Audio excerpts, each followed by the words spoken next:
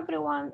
This is a short rule with some formulas about logarithmic functions and trigonometric functions. So let's look at the rules. You should be familiar with those, and this should be just a refreshing video that you can use later in the semester.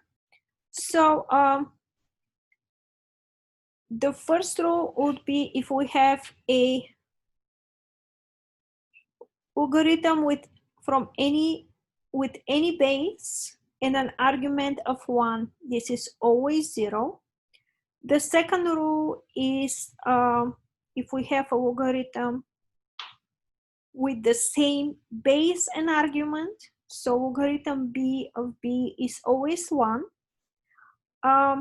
If we have a logarithm of e, and in particular natural logarithm of e is always 1, or if we have basically what ln and e do, those two functions cancel out each other. So anytime we have ln and e in the same function, they cancel each other out.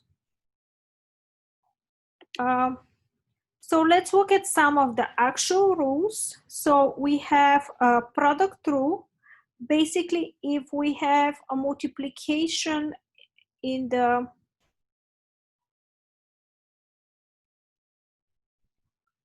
argument, we can split the two into a sum. And you can look here at the example. The product rule is the same thing.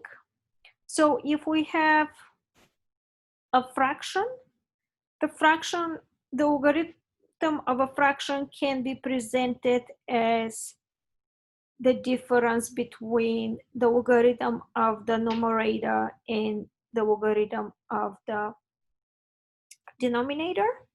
And again, there's an example on the bottom. The following rule is called the power rule. And with this rule, like you can see here, we have x to a power y. That y can come as a multiple of the logarithm all the way in front and not be a part of it anymore. So as you can see in the example, we have a natural log of x to the 5th power. We can take this 5 up in front and just make it a multiple of the natural log of x. And when we are changing bases, basically we put the new base in, and then we do a fraction of the logarithm with the new base on the top.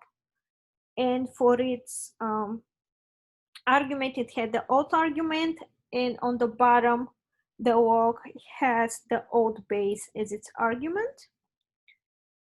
And for the trigonometric functions, there's a lot of formulas. I basically put just the very simple ones that people usually use, and you might need to use some of those later in the semester. So the first formula is the Pythagorean identity.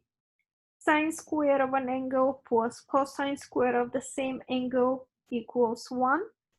The next two formulas are the even and odd formulas for sine and cosine. Then we have the double angles identity for, again, sine and cosine. And the last two formulas represent the half angle identities.